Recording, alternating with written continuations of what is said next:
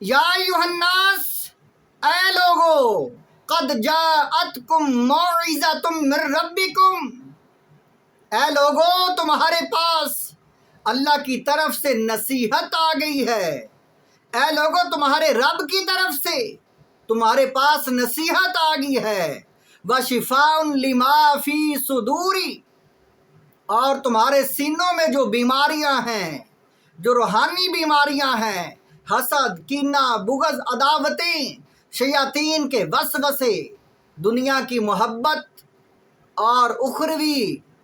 جو اللہ تعالیٰ کی انعامات ہیں ان کی بد یقینی، یہ سارا کچھ جو کچھ بھی ہے یہ گمراہی ہے، یہ تمہارے سینے میں جو کچھ بھی ہے بیماریاں ان کی شفا ہے، وَہُدًى وَرَحْمَةً، اور رحمت اور ہدایت ہے، تمہارے پاس رحمت، ہدایت، شفا، نصیحت آ گئی تمہارے رب کی طرف سے۔ اے لوگو یہ تو نصیحت ہے، اے ایمان والو، للمؤمنین، مومنوں کے لیے ہے یہ سب کچھ۔ تو ہمیں کیا کرنا چاہیے؟ ایک تو اس کو حاصل کرنا چاہیے، اس پر عمل کی ضرورت ہے، اس پر یقین کی، ایمان کی ضرورت ہے، پھر ہم فائدہ حاصل کریں گے۔ اور دوسرا اللہ تعالیٰ کا آگے فرمان ہے، قُلْ بِفَضْلِ اللَّهِ، یہ آیت مبارکہ سورۃ یونس اور آیت نمبر 57 اور 58 ہے۔ فرمایا اے لوگو، اے ایمان والو، یہ تمہارے پاس نصیحت اور یہ تمہارے پاس شفا اور اللہ کی طرف سے ہدایت اور رحمت، اور تم کیا کرو؟ ایک تو اس کو حاصل کرو، دوسرا فرما قُلْ بِفَضْلِ اللَّهِ وَبِرَحْمَتِهِ،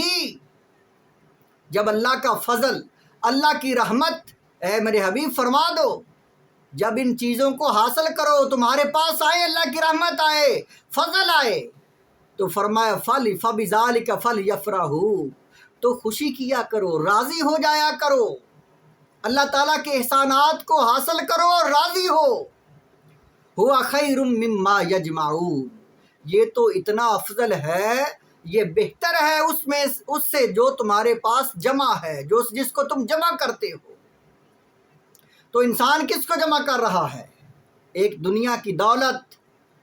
اور ایمان والے آخرت کے لیے نیکیاں جمع کرتے ہیں۔ یہ آخرت کے لیے چاہے وہ نیکیاں ہیں، چاہے دنیا کی دولت ہے، تو اللہ تعالیٰ کا فرمان ہے ہوا خیر مما یجمعون، یہ اس سے افضل ہے، بہتر ہے جو تمہارے پاس ہے، چاہے وہ نیکیاں ہیں، چاہے وہ دنیا کی دولت ہے۔ اللہ تعالیٰ کا کرم و فضل ہو، اللہ کی رحمتیں نازل ہوں، اللہ کا فضل کس کو، اللہ کی عطا ہو کسی کو، تو اگر وہ خوش نہ ہو، بے قدری کرے، نہ شکری کرے، تو اللہ تعالیٰ کا فرمان ہے میں اپنی نعمتیں چھین لیتا ہوں اس سے۔ اللہ تعالیٰ اس انسان پر راضی ہے جو انسان اللہ تعالیٰ کے احکامات کو، اللہ کی نصیحتوں کو، اور اللہ کی طرف سے جو نازل ہے، جو اللہ کا کلام، اس کو پڑھتا ہے، حاصل کرتا ہے۔ ایک تو اس کے سینے کی بیماریاں دور ہوتی ہیں، کیونکہ اللہ تعالیٰ کا فرمان ہے یہ تمہارے سینوں کے لیے شفا ہے۔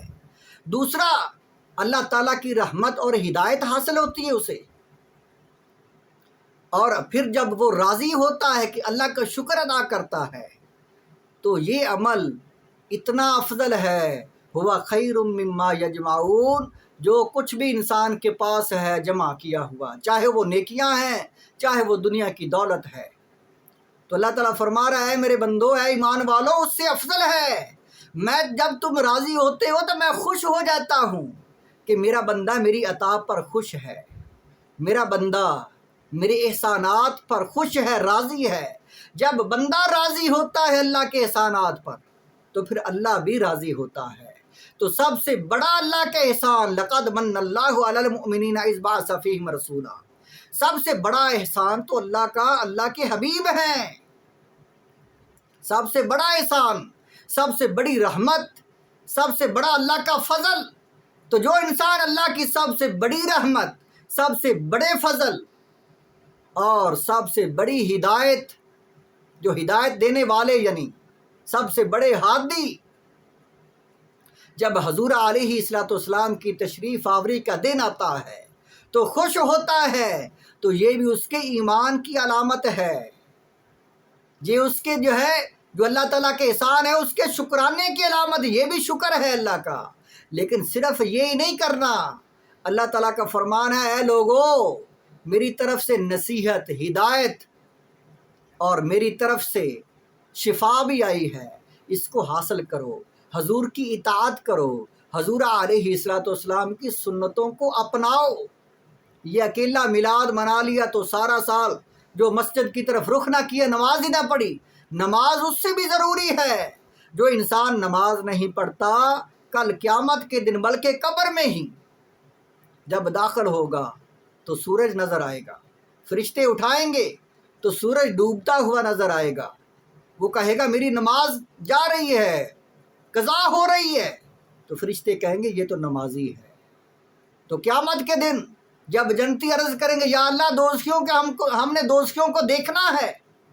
تو اللہ تعالیٰ فرمائے گا جاؤ دیکھو۔ جب وہ دوزخ میں جا کر دوزخیوں کے حالات دیکھیں گے تو پوچھیں گے تمہیں وہ کون سا گناہ ہے جو دوزخ میں لے آیا؟ وہ کہیں گے لم نکو من المصلین، ہم نمازی نہیں تھے، ہم نمازیں نہیں پڑھتے تھے، سب سے بڑا گناہ تو یہ ہے۔ اے لوگو، اے ایمان والو، صرف میلاد منانے والو، اگر نماز گئی، اللہ کے احکامات کی پرواہ نہ کی، نافرمانیوں میں عمر گزر گئی، تو پھر میلاد منانے سے کیا ہوگا؟ میلاد تو بہت بڑا عمل ہے، بڑی نیکی ہے، بہت بڑی اتنی بڑی نیکی ہے، اتنی بڑی نیکی ہے کہ ابو لہب دشمن اسلام، دشمن رسول اللہ صلی اللہ علیہ وسلم، بخاری شریف میں ہے کہ پیر کے دن اسے بھی چاہے وہ دوزخ میں ہے لیکن حضور علیہ الصلوۃ والسلام کی، حالانکہ اس نے بھتیجے کی خوشی کی تھی، بھتیجا سمجھ کر اپنی لونڈی کو آزاد کر دیا، تو جس انگلی سے اشارہ کیا آزادی کا اس انگلی سے اسے چاہے وہ دوزخ میں ہے، پیر کے دن اس کو لذت حاصل ہوتی ہے، کھانا ملتا ہے، وہ اللہ جانتا ہے وہ کون سا کھانا ہے، وہ کون سی لذتیں ہیں، اسے صلہ دوزخ میں بھی مل رہا ہے حضور کی ولادت کی خوشی کا، حالانکہ اس نے حضور کی نبی کی ولادت کی خوشی نہیں کی، اس نے تو بھتیجا سمجھ کر خوشی کی۔ تو وہ امتی جو اپنے نبی کی ولادت کی خوشی کرتا ہے وہ کتنا بڑا عمل کر رہا ہے، وہ کتنی بڑی نیکی حاصل کر رہا ہے، یہ اس کی بخشش کے لیے بہت بڑا ذریعہ ہے۔ لیکن اللہ تعالیٰ نے پہلے جو آیت بیان کی ہے وہ یہ ہے اے لوگو قد جاءتکم موعظۃ من ربکم، تمہارے پاس نصیحت تمہارے رب کی طرف سے آئی، قرآن یعنی وشفاء لما فی صدوری، اور شفا ہے، شفا آئی ہے تمہارے پاس، یہ قرآن شفا ہے، وہدی ورحمہ، اور ہدایت ہے اور رحمت ہے للمؤمنین، مومنوں کے لیے۔ انسان ایمان والا بنے، ہدایت حاصل کرے، رحمت حاصل کرے، شفا نصیحت حاصل کرے، مقصد یہ ہے قرآن نازل کرنے کا۔ ہاں آگے اللہ کا فرمان ہے خوش بھی ہو جاؤ، قرآن کے نزول پر خوشی کرو، حضور کی ولادت پر خوشی کرو، یہ تو اتنا بڑا عمل ہے کہ انسان نے جو کچھ بھی جمع کیا، چاہے وہ دولت دنیا کی ہے چاہے نیکیاں ہیں، یہ تو اتنی بڑی ہے، فرمایا ہوا خیر مما یجمعون۔